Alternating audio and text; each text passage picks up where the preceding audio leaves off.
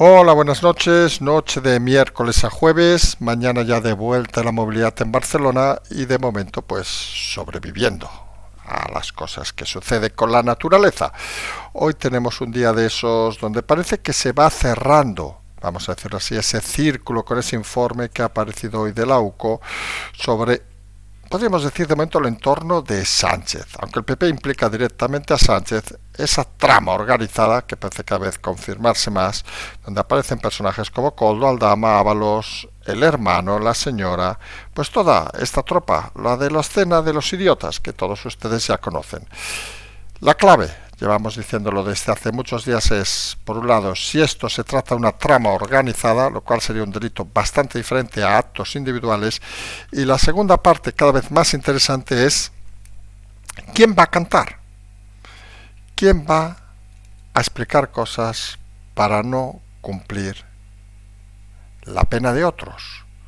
Es un elemento fundamental cada vez que intentas arrancar, digamos, sobre este tipo de escenarios, porque es necesario que alguien acabe explicando, porque, como pueden imaginarse, estas historias no siempre están bien cerradas y estas historias siempre tienen aristas sobre las cuales se pueden explicar no todas las circunstancias. Por cierto, hay detalles que a veces carga el diablo y tenemos uno que seguramente debería hacer reflexionar a aquellos que están al mando de las investigaciones y al propio juez, que es un detalle de esos que a veces pasa desapercibido, que es que se ha sabido hoy que Koldo pidió si los móviles de Sánchez y Ábalos estaban intervenidos. Alguno dirá, ¿y? Pues reflexionen un poco. Tú estás dentro de una trama organizada. Tú pides que el móvil de Feijóo si está intervenido o no. Te importa poco. Tú pides el móvil del líder de tu partido está intervenido o no. Te importa poco si no participa en la trama. Estos son aquellos detalles que carga el diablo y sobre los que habría que empezar algunos a trabajar con fuerza. Ese va a ser nuestro primer tema. Luego vamos a entrar en el tema este de esta ley que se ha aprobado. Ya ha puesto un ultimátum el PP tras haberse equivocado, lo decíamos ayer, ellos y Vox, obviamente, y un ultimátum para que se retire la ley, mientras que el PSOE dice que el PP sabía lo que votaba.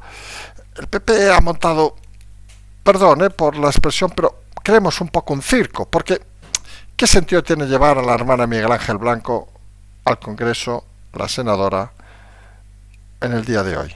Vamos a ver, ustedes han votado erróneamente, se han equivocado, no parece que ese uso sea cuanto menos suficientemente comunicativamente, vamos a decirlo, con fuerza. Fíjense que pese al golpe que querían haber hecho, prácticamente ha pasado desapercibido en muchos lugares. Ha aparecido también el señor Tellado con fotos de los socialistas asesinados. Bueno, golpes de efecto, circo. Pensamos algunos que la oposición debería trabajar más las cosas y no montar circos en cualquier escenario. No se equivoquen. Ellos votaron mal. Ellos Vox. Y podríamos decir todos los partidos, bueno, excepto obviamente Bildu, que ellos saben perfectamente que votaron. ¿Qué vamos a decir de esta gente? Luego se va ampliando esos movimientos internos, esas broncas internas en el PSOE. Recuerden Tudanca en Castilla y León. Hoy ha aparecido Juan Lobato en Madrid, otro de los que parece va a ser ejecutado por Sánchez, donde dice que las críticas de Ferraz no tienen sentido. Y en pocas palabras, intentan mover un poco el espíritu que algunos creen que debería prevalecer en el socialismo. Mientras, por cierto, Ábalos pide reincorporarse al partido. De esas situaciones curiosas que hacen pensar a más de uno que quizá haya algún tipo de acuerdo, porque al final la cuestión también clave y fundamental es dónde acaba esta trama. ¿Se acabará en Ábalos? ¿Alguien se cree que lo readmitirían dentro del Partido Socialista? Reflexionemos. Hoy va a ser un día de reflexiones en eso que nos gusta tanto, de la calma y la tranquilidad. Luego nos vamos a pasear por el segundo partido de la oposición, por Vox, que ha destituido a Rocío Monasterio, ha colocado a su portavoz nacional, José Antonio Fuster, un clásico dedazo. Sorprende estos movimientos tan bruscos, no tanto el fondo, porque era obvio que las divergencias, digamos, con Monasterio eran conocidas, y lo que ha provocado todos estos movimientos, más otros movimientos, es ese nerviosismo cada vez más latente en Vox por la presentación que hará de esa asociación civil el señor Espinosa en los próximos días, y donde además muchos de los exmiembros, vamos a decirlo, de Vox, los que se denominan los liberales, pues se han dedicado a hacer fuerza contra el error también de Vox en la votación de la semana pasada. Está claro que parece que hay una competición, a ver aquí, entre unos y otros, y Vox va acumulando errores de comunicación cada vez más importantes. Luego iremos a una pequeña anécdota, que no es tanto la anécdota, un ex alto cargo de Adif ha puesto la llaga, digamos, en el tema de Pardo de Vera, y sobre todo en el concepto que queremos analizar de dónde llega un cargo público. Porque recordemos que este cargo público, Pardo Vera, hermana de la directora de Público, pues, y sobre la cual se defienden las duquesas de Lugo, para entendernos, te hace reflexionar sobre si es más importante para ser un alto cargo público en ciertas empresas, como Adif, ser ingeniera o ser del partido, directa o indirectamente. Y esto al final se manifiesta cuando toman decisiones políticas dentro de una estructura de una empresa pública, más que decisiones técnicas. Es un tema que creemos que también hay que empezar a valorar de cara al futuro, sobre dónde está el límite, digamos, de la profesionalidad de las empresas públicas, o si las empresas públicas deben ser lugares para rellenar con cargos del partido, o afines, obviamente. Y dejamos, por el final, un tema de esos que hoy es uno de esos días donde hay que ver muchos los detalles que carga el diablo. Y no sé si se han dado cuenta que ayer sucedió con la explicación que nosotros explicamos a la noche del tema de la señora Pilar Alegría, los fakers del gobierno y el señor Bolaños, pues que medios de comunicación, el Pravda oficial, digamos, del gobierno, El País, también La Sexta, pues se dedicaron a criticar las decisiones del gobierno, la comunicación del gobierno, diciendo que habían tergiversado la verdad, algo que tampoco parece muy complicado, con esas mentiras de Alegría y Bolaños. Hombre, que algunos esperen de medios como El País o La Sexta, pues informaciones veraces, bueno, también algunos deben pensar todavía que los Reyes Magos son los padres, pero la realidad es que de una historia que parece obvia que no van a criticar, a que se haya criticado en un tema tan sensible como este, sensible porque es la mujer del presidente, pues parece que algo se mueve. Parece que la fidelidad eterna al presidente no parece tan clara, y estaría bien también reflexionar sobre si estos pequeños movimientos, como los mismos que hay dentro del PSOE, pueden estar diciéndonos más cosas de las que podemos llegar a creer. Acabaremos recordando lo que hemos comentado, el tema aportaciones, etcétera, etcétera, etcétera, todos esos temas, digamos, de la gestión diaria del programa, que sabemos que mucha gente es cuando desconecta, pero que son necesarios para poder continuar día a día, hoy, mañana, la semana que viene. Pues si les parece, empezamos con ese informe de la UCO, donde se está cerrando, digamos, el círculo sobre el presidente Sánchez. El PP implica directamente al propio presidente, de la mano de Cuca Gamarra, en esa trama, vamos a decirlo así. Aquí saben que una de las explicaciones que más hemos estado dando las últimas semanas es que todos estos temas, Koldo, Aldama, Ábalos, el hermano, la mujer, estaban conectados. Porque era fundamental, o es fundamental, encontrar ese punto de encuentro, ese nexo de unión en todos los temas, porque explicaría la situación de una manera diferente. No es lo mismo que el señor hermano del presidente, pues, oiga, sea un choricete, un defraudador de Hacienda, que utilice el hecho de ser el hermano para serlo. No es lo mismo un acto individual que un acto colectivo. No es lo mismo que la señora del presidente, pues oiga, pues miren, tan acostumbrada a hacer sumas y restas en los negocios de su padre, pues aspirar a decir, oiga, que yo con lo que he aprendido, el calor, el frío, ya saben, esas relaciones físicas, pues quiero ahora dirigir un máster a pesar de no tener ningún tipo de titulación.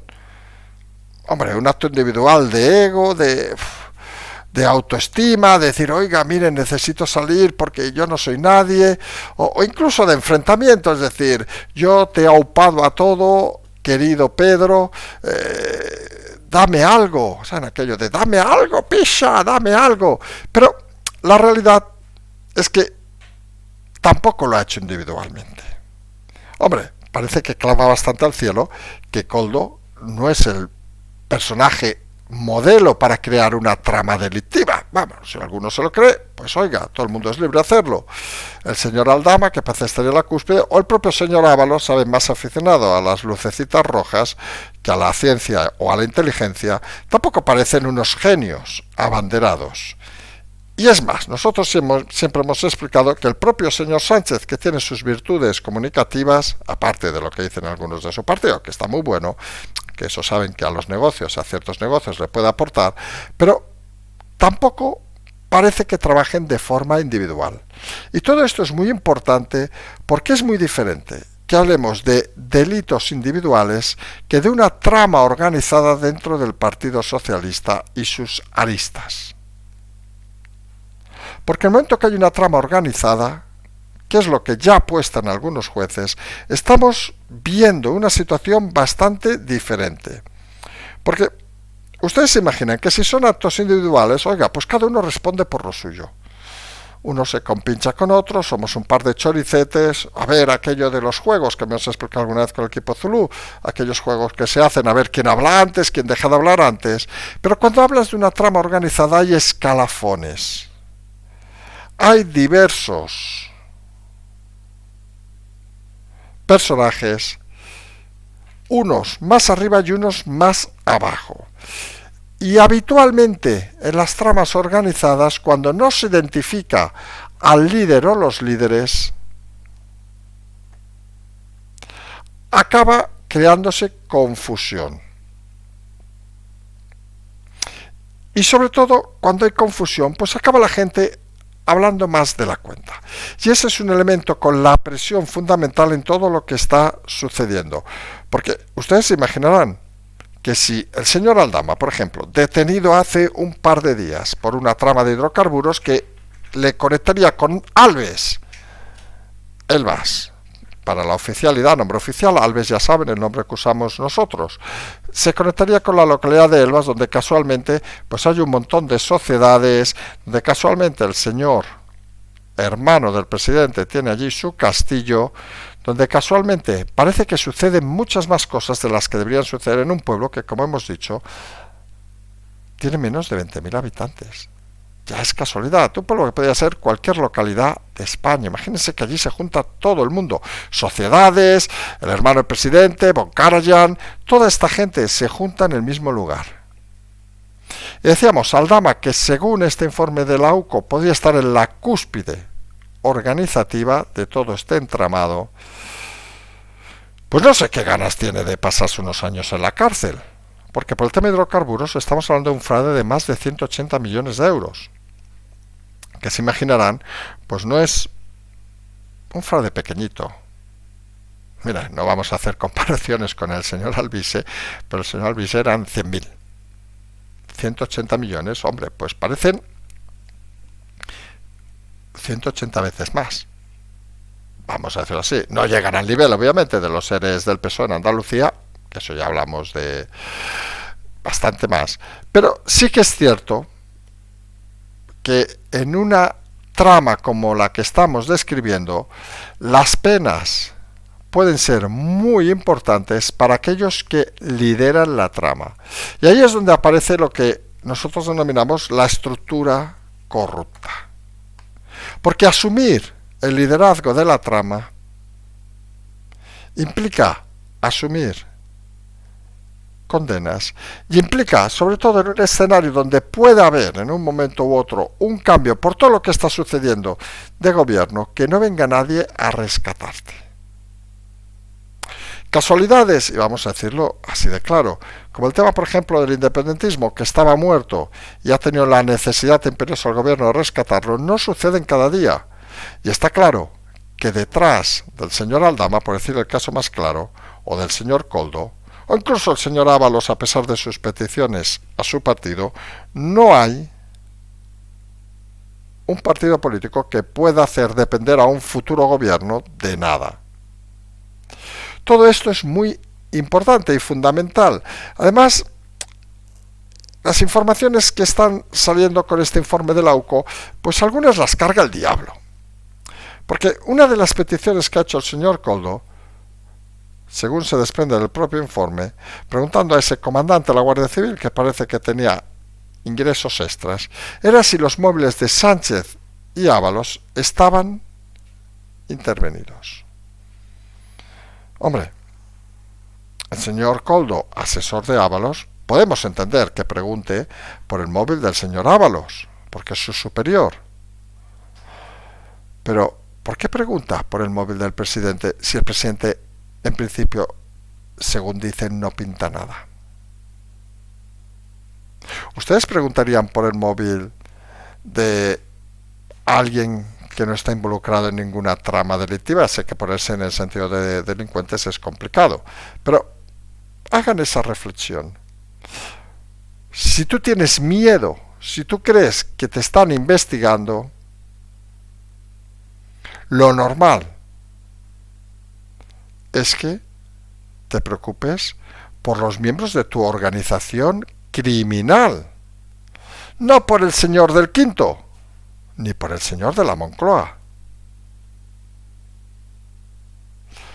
Y no olviden un tema importante que se va a dirimir también los próximos días para que vean que la unión, el círculo se va cerrando, que es ese móvil del presidente cuyos datos están en manos de terceros.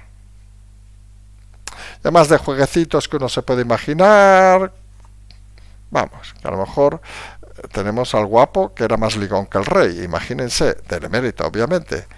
Claro, eso podría ser también un poco curioso. Pero bueno, eso ya son historias personales que ustedes se imaginarán que a nosotros nos interesa poco, porque no hay que olvidar que nuestro amado Sánchez está súper enamorado de su mujer. En fin, son cosas, como decimos, que pasan.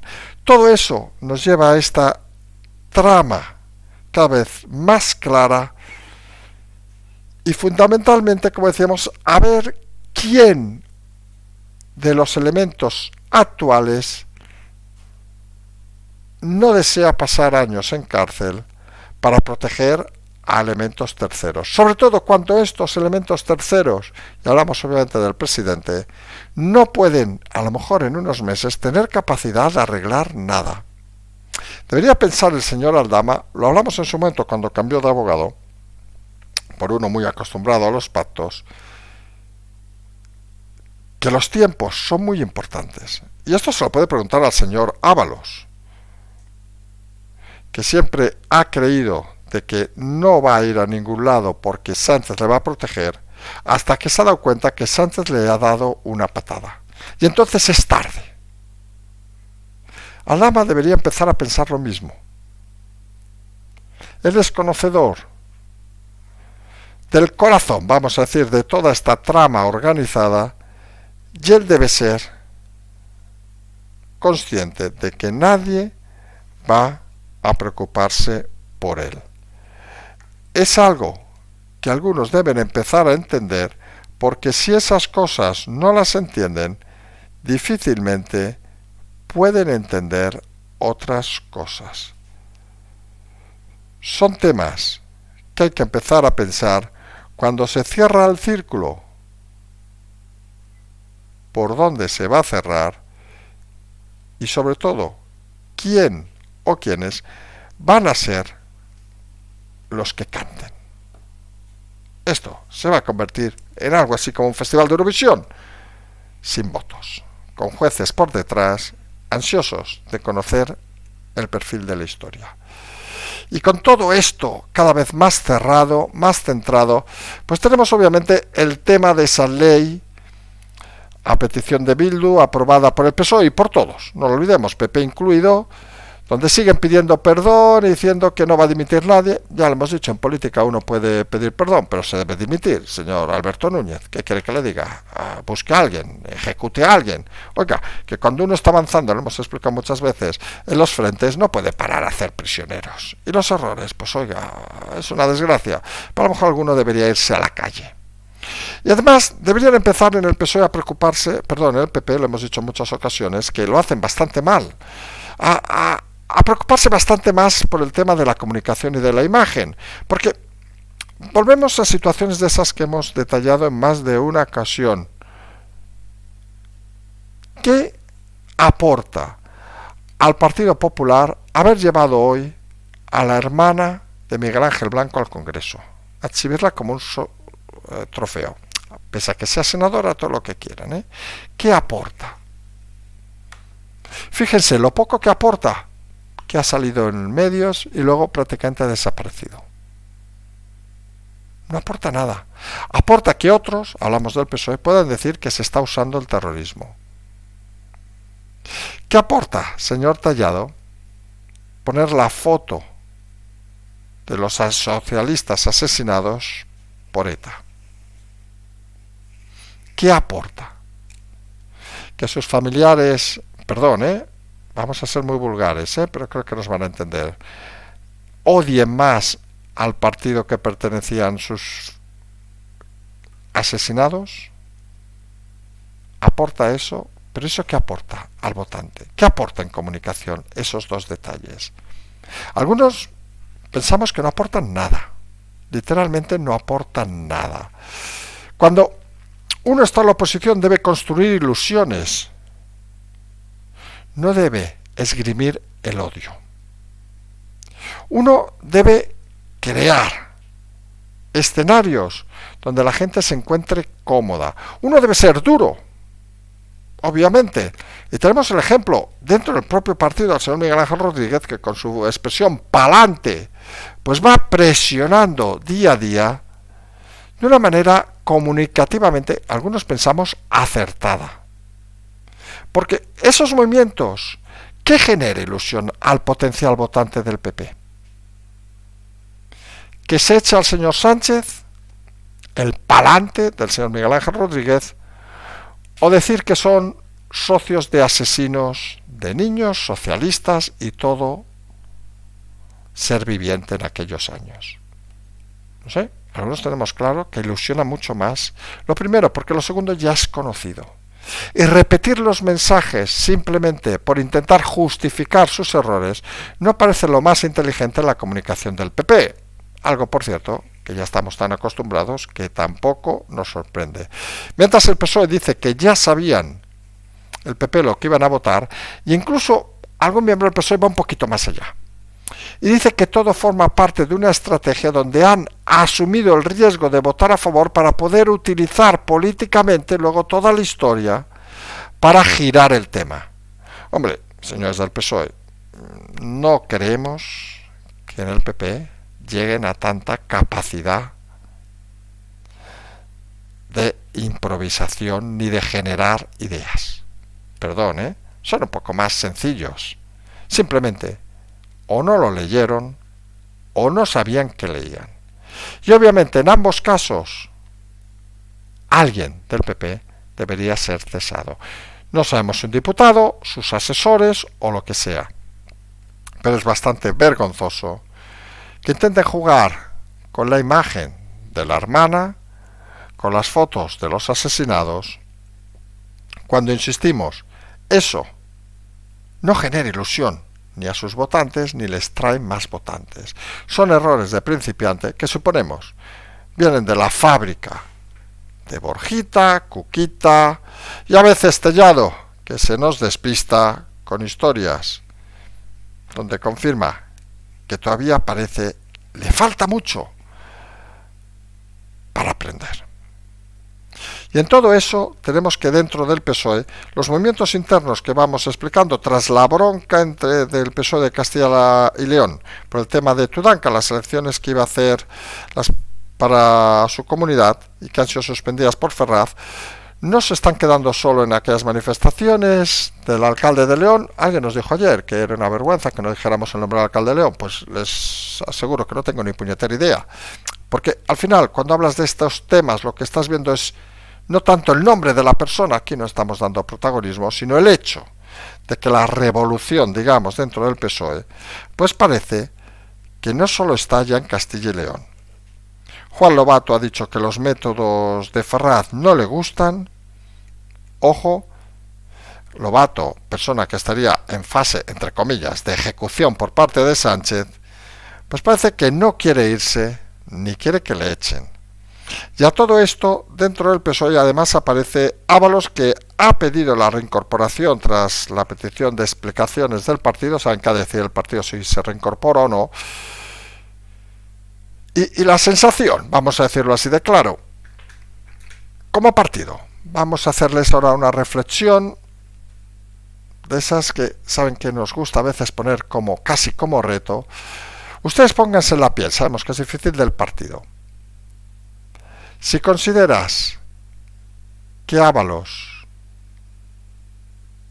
es un personaje al cual hay que reincorporar, tienes dos opciones. Una, porque no ha pasado nada, y está claro que viendo lo que ha pasado, algo ha pasado. O dos, quieres que se calle. Que sería la apuesta más lógica. Un cierre de filas en torno a Ábalos, que algunos queremos que sería un suicidio del PSOE, porque a día de hoy, y más con el informe de UCO, parece claro que algo huele a podrido, no en Dinamarca, sino en el entorno de Ábalos. Si aceptara esa reincorporación, pues sería motivo de chanza, porque en el momento que fuera imputado Ábalos, el PSOE tendría un problema. Si no es reincorporado, parece, y esto es lo curioso, que el PSOE también tiene un problema, porque Ábalos confirmará que ha sido traicionado, que le han dado una patada y que no tiene nada más que hacer que hablar. Ábalos, lo decimos desde hace días, es un muerto político que aún no lo sabe. Suponemos, sigue mirando las luces de colores y sigue pensando que el horizonte es brillante. José Luis, menos televisión, menos juerga y más inteligencia. Estás delante de un problema y seguramente vas tarde, a diferencia de Aldama, y aunque cantaras la Traviata a día de hoy, parece que no tendrías muchas soluciones. Quien ha tomado la directa ha sido, en el segundo partido de la oposición, Abascal ha destituido a Rocío Monasterio, la mujer del señor Espinosa Los Monteros, y ha colocado a su portavoz nacional a dedazo, a José Antonio Fuster. Recordemos, en Madrid, la Comunidad de Madrid, para quien no lo sepa, donde estaba en el gobierno de Ayuso hasta las últimas elecciones, donde Ayuso consiguió mayoría absoluta y con lo cual pintaba poco o nada.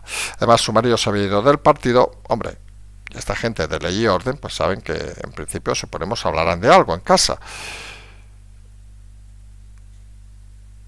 Curiosamente, Vox, pendiente de la presentación de Espinosa, de esa asociación civil que hará en los próximos días.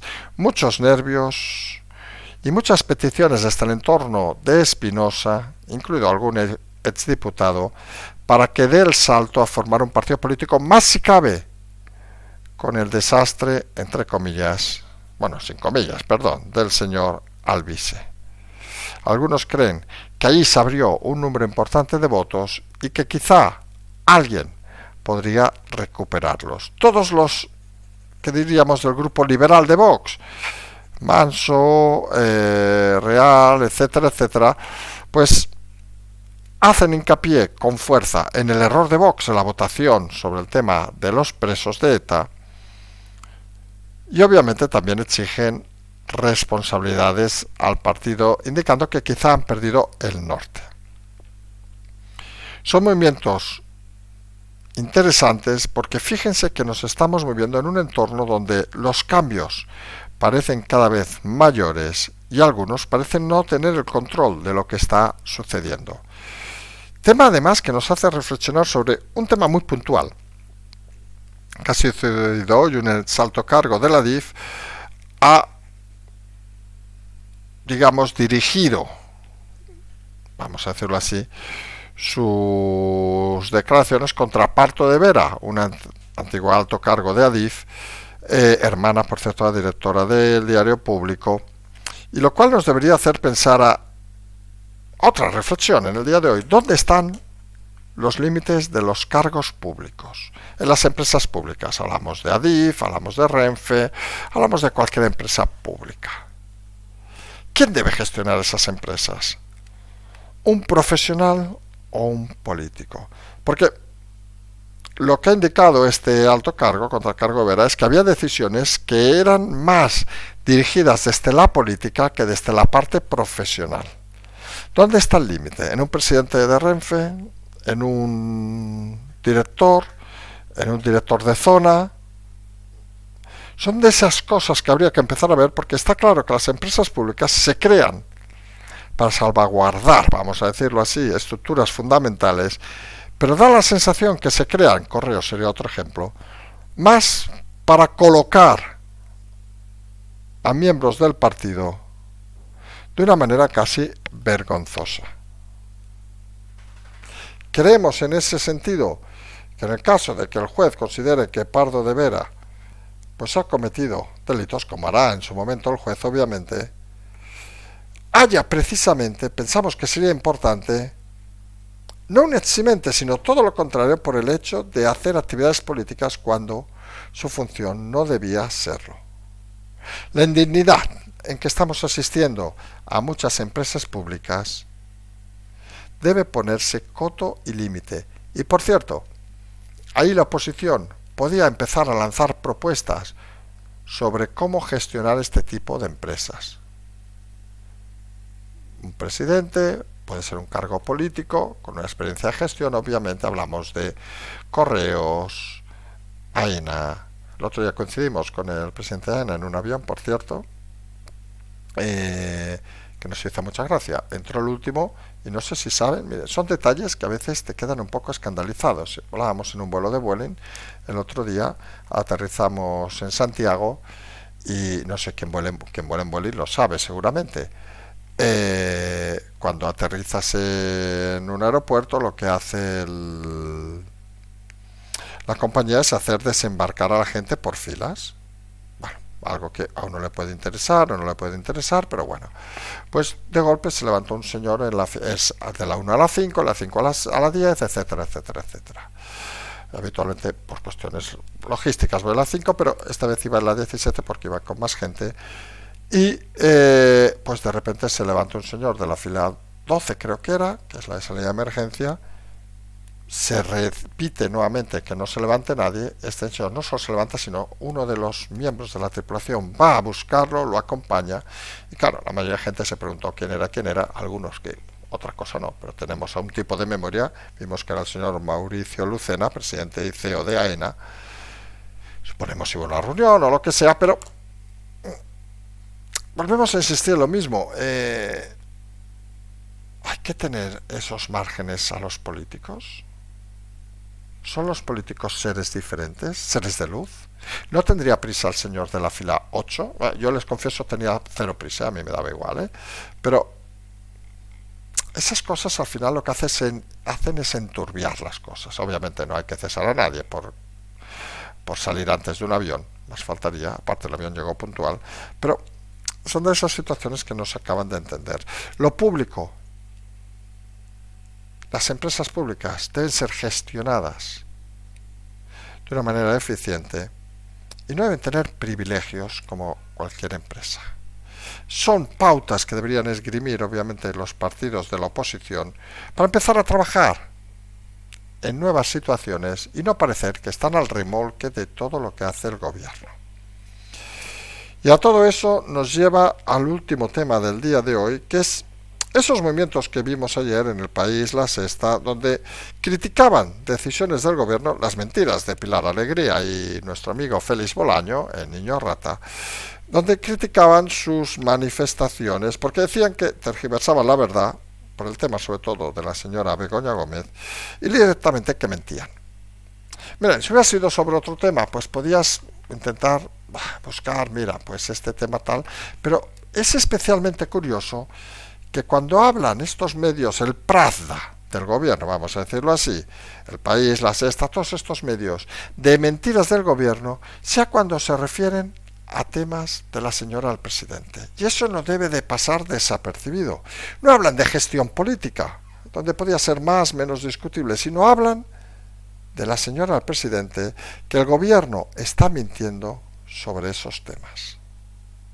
Y recuerden que estos medios son los medios que llegan al votante medio del Partido Socialista. Medio en todos los sentidos, que nadie se nos equivoque.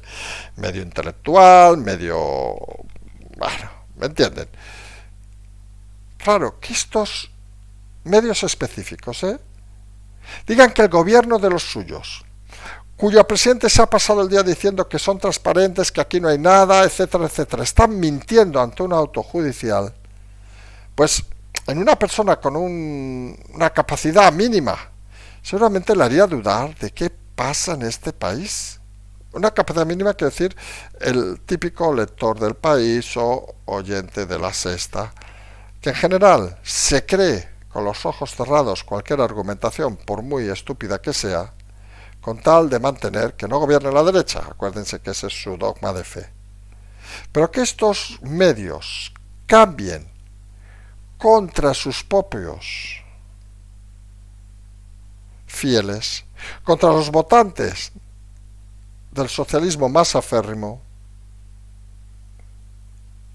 es cuanto menos interesante, vamos a decirlo así, porque nos demuestra que las cosas ya no son tan fieles, vamos a decirlo de una manera delicada, como podíamos pensar hace unas semanas incluso o unos meses. A nadie se le hubiera ocurrido ver esta rotura de filas en temas, ojo, no como el de la aprobación de la ley para que cumplan menos años los presos de ETA, etcétera, etcétera, sino en temas personales de la señora del presidente.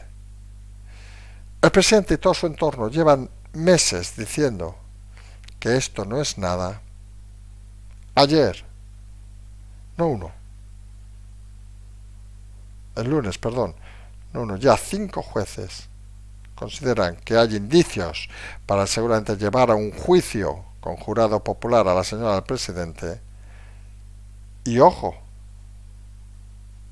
los medios cercanos al presidente no le apoyan. Decíamos, cualquier votante medio. Pasa, el problema es que precisamente el votante socialista es medio intelectual, que decimos medio por no decir referido a que una persona normal tiene 100, uno que vota a esta gente debe tener 50. Medio en todos los aspectos. Y solamente le choca